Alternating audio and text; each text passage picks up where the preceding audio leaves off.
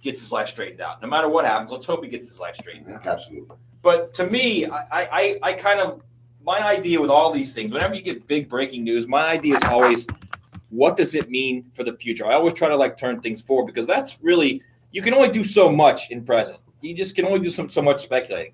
So moving forward, I wanted to kind of like circle back to the idea of timing, because for this entire offseason now, this team has been staring down the mandate of Shad Khan, win or else. Everybody, it's not just the coach and the general manager and the vice president. Everybody's been looking at that. And those players know that their window of opportunity is closing. They get it. And I'm sure you know that. You can talk to that as well. Then you have all the uncertainty about the quarterback spot. Do you sign Nick Foles? Do you draft a quarterback? Then you finally settle on the quarterback and you get Nick Foles. And there you go. Now you know where you're headed. Now everybody knows where everyone is headed. We're all moving forward. There's good vibes from it. Okay? And now all of a sudden, the last thing you need is drama. The last thing you need is controversy. The last thing you need with this team that is desperate to return to 2017 and avoid another 2018 is something like this popping up. Yeah. And the saving grace to me is it's May 10. It's not August 10. Yeah. If this happens August 10, this team may not recover from it. It wouldn't. I mean, listen, this distraction is probably happening at the best time. I mean, because you're not dealing with training camp, you're not dealing with the preseason, you're not dealing with preparation moving in towards the season. And it's not easy to say that the guy that's going through something, that this is the best time for it, because essentially whatever Telvin Smith's going through, whether it be personal or whatever, we wish him the best. And it's horrible. Oh yeah, we wish him the best. But as far as a team collectively, Telvin is one component of the team. He's not the whole team. And the last thing you want in a team is any kind of distraction. Because like you said, is this team more 2017 or 2018? Everybody, the whole fan base here in Jacksonville is hoping that 2018 was just a blip, just a mirage, something that just happened. That this team is more prepared to be a lot like it was in 2017 than it was in 2018. So you factor all of that in, then you get your quarterback, you get Nick Foles. Everybody's happy. Everybody's happy. Everybody's happy. The one knock on this whole team is that, listen, we got championship defense, we got championship pedigree on defense. We're just missing the quarterback. So you go get the quarterback, you invest the money in getting the quarterback. The whole issue was, what are we going to do with the right tackle position? That gets fixed. We get fixed. And he looks great. He looks great. He looks fantastic. Great. He looks fantastic. So he looks like a staple for the next 10 years. The rest of the line looks good. The rest of the line is going to have it. Absolutely. The rest of the line is filling. 3/5 of the line is going to be healthy. He's going to be going move for in the training camp.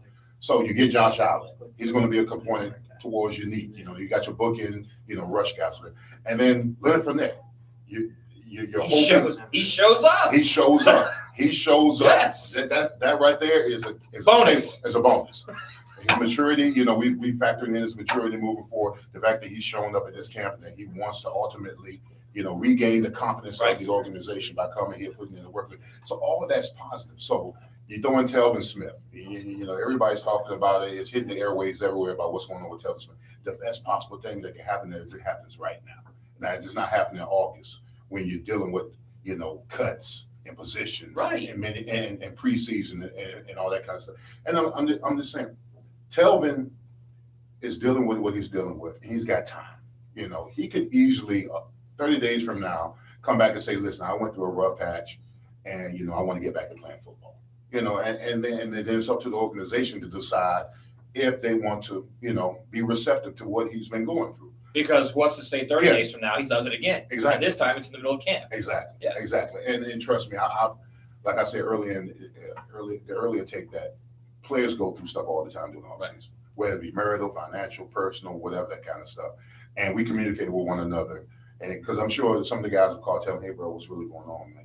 And he's probably relayed to them, hey, man, I'm going through a rough patch right now, man. Right. Whatever, ABCD, right? And he has certain guys in the locker room who he can talk to, that he trusts, that won't go on social media and relay it. Because I know somebody in that locker room knows what he's going through. Right. It just does. You just don't go and isolate yourself and not communicate somewhat with your own teammates. So whatever he's dealing with, whatever factors in, whatever is factoring into his personal life where he doesn't want to deal with football anymore, Godspeed to him. Hopefully he recovers from it. But a young talent like that, hopefully he'll bounce back and come back and join the Jaguars. Have you ever been in a situation in training camp where you have some kind of distraction where all of a sudden it becomes what the locker room is all about instead of where the locker room should be. Look, man, let's all get on the same page. We got a chance to win the Super Bowl. We got a chance to do really big things this year.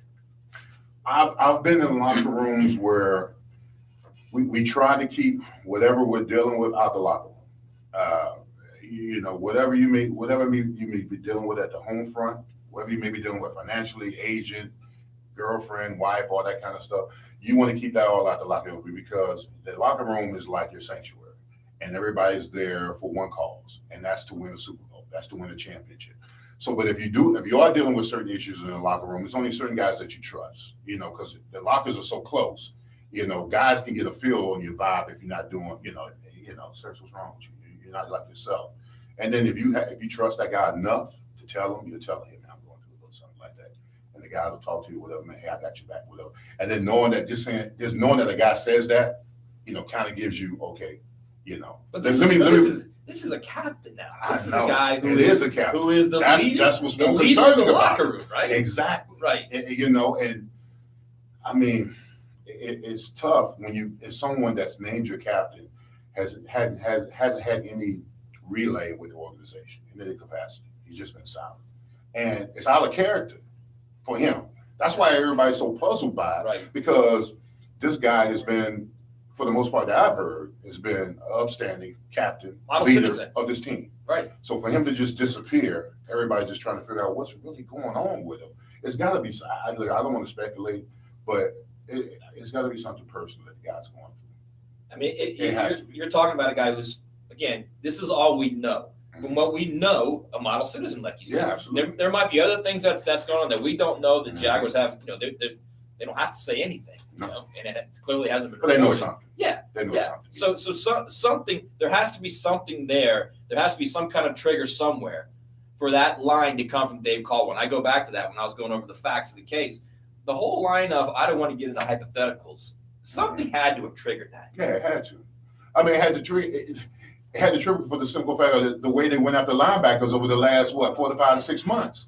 That's all they've been going after. And they drafted the exact same player in the third round and traded up to get him. Exactly. So there's something within the organization that they know that they're not telling, for the reason why they went and got a guy in the third round out of Murray Stables and that Quincy Williams. So I mean, the exact replica of what Talvin Smith is. Fast guy, undersized, big hitter, all that kind of stuff. So, all right, the text line's been going crazy today. 641-1010. Send us your thoughts and your comments. We'll probably get into a few of them. I mean, there's so many here. It's hard to even figure out what's what. And there's a lot of loony ones too. It's all right. Loony ones are good, but we prefer the guys that actually have their heads on straight. No offense to you guys listening. Some of your heads are a little bit crooked, if you know what I mean. We need to go to a break. We'll come back and we'll dive back into Talvin Smith, and we'll also get into maybe an interesting statement from Stephen Jones, the GM of the Cowboys, when he was talking about they have to figure out a way to sign those triplets. And he came up with a new idea of how to do it, a new idea that I would guess most players not do that. Dude.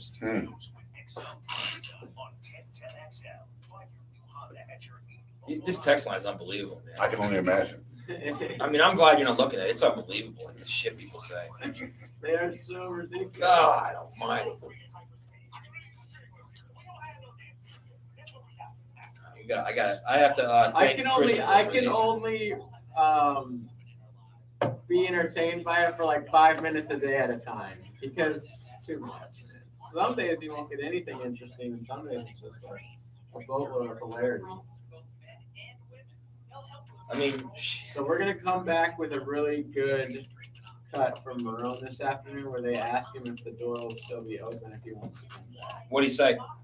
It's sort of a very telling answer. He goes, "Well, if we ever talk to him," basically being like, "We don't know what the fuck's going on," you know? How have they not talked to him? How has he not reached out to them? He hasn't talked to his agent either. He hasn't talked to his agent either? We can come back with both those. Come back with both those. Yeah. He's got substance abuse problems, but he has to, right? Golly. What else would make you think? What's that? That live cam? No, I have no idea. I have no idea. I hope not. Yeah, because that's What'd you say? is this a live cam? It's not live right now. Oh. Good. Well, then I see it was like the camera I'm moving. glad you said that, Dylan. Good. Good. All right. Good. You don't want to be talking about something you don't want to. Yeah, no kidding. Look, this one dude. Every time you come on, bro. Every time he texts, I'm a lemon pepper guy.